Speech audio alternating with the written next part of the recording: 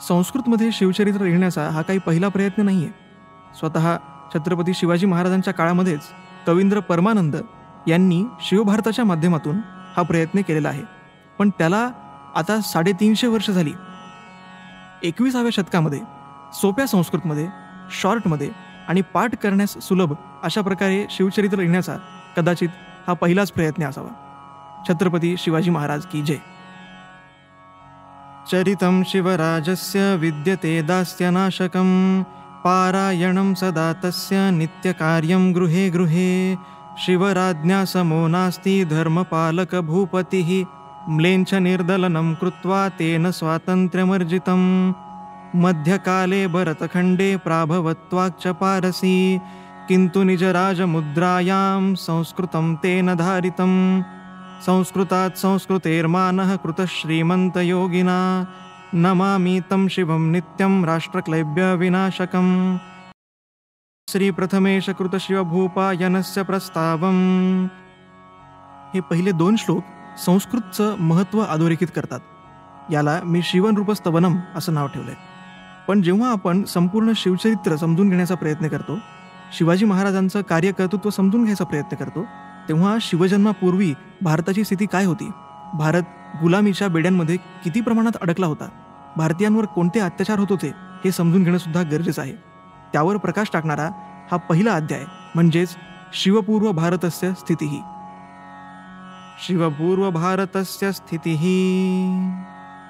पृथ्वीराजो महाराजः कृष्णदेवो नृपस्तथा मेवाडप्रान्तभूपालः श्रीप्रतापो महाबलिः यादवः देवगिरिनाथः सुहेलः उत्तरे स्थितः देशोऽयं शूरवीराणां दास्यपङ्के विनिर्गतः अंधकारेण संश्लिष्टा जाता हिन्दस्य मेदिनी पंडितः खंडितः सर्वे तीर्थक्षेत्राणि नान्यथा जीजिया शुल्कसंत्रस्ता प्रजा हिन्दस्य पीडिता व्यापारः हिन्दुदुहितानाम् आरब्धस्त्राहि मे प्रभो नरेशेन गजन्याः सोमनाथो विखण्डितः बाबराद्रन्दितो देवः काशीरौरङ्गजेबतः तेलङ्गदेशरुद्रोऽपि आक्रान्तः तुघलकेन च ददाह भक्तियारोपी नालंदा ग्रंथमंदिरम क्वास्ति रामो शिवः कृष्णः क्वसन्ति सर्वदेवतः यज्ञयागतपो भूमिः पारतन्त्रे कथं गता किमसत्यर्महामन्त्रः गीताख्यो चिन्तयन् जनः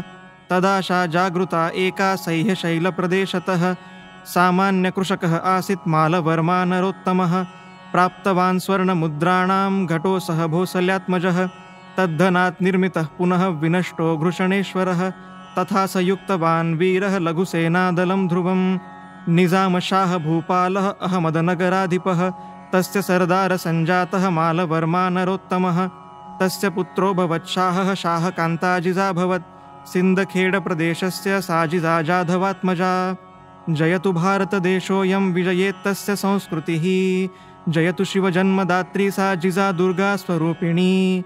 इति श्री प्रथमेश कृत शिवभूपायनस्य प्रथमोऽध्यायः. वारंवार होणाऱ्या परकीय आक्रमणांनी भारत देश किती त्रासून गेला होता हे आपण आत्ता पाहिलं. मंदिरांची स्थिती, जिझिया टॅक्स, हिंदू मुलींचा व्यापार या सगळ्यांनी आपल्याकडची प्रजा फार फार त्रासली होती. पण ह्या सगळ्या संकटांवर उपाय म्हणून छत्रपती शिवाजी महाराजांचा जन्म झाला. त्यांच्या जन्मावर प्रकाश टाकणारा हा दुसरा अध्याय श्री शिवनृप जन्म. अथ श्री द्वितीयोऽध्यायः शिवनृप जन्म. सहस्रादेकपञ्चाशत् शकाब्दे तृतीयातिथौ शिवनेरि महादुर्गे शिवजन्म इति स्मृतः. सुन्दरो गौरवर्णस्य चेष्टालुः मोहकः शिशुः सकृष्णपक्षजो बालः शिवाजीकृतनामकः. न्यायनीतिश्च सत्यश्च धर्मश्च मातृपाठितः रामकृष्णचरित्रज्ञः श्रीशिवः दुःखप्राप्तवान्. किमद्य भारते राष्ट्रे म्लेच्छानामम्बशासनं शिवप्रश्नमिदं श्रुत्वा महावाक्यं जिजाब्रवीत्.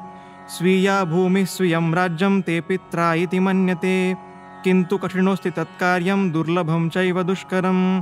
प्रबलः कर्मसिद्धान्तः इत्युक्तं नः पूर्वजैः तदाचरणमनुसृत्य सर्वसिद्धिर्भविष्यति. समित्रं शिवमागच्छत् महादेवस्य मन्दिरं स्वस्य रुधिराभिषेकेण महादेवो समर्चितः. दुर्लभं दुष्करं भूयात् वा भूयात् तदसम्भवम् अहमेव तत्करिष्यामि श्री इच्छा इत्यैव च। मावळस्थानि मित्राणि अभवन् शिवसैनिकः नूतनं युद्धतन्त्रं च शिवराज्ञा सुयोजितं।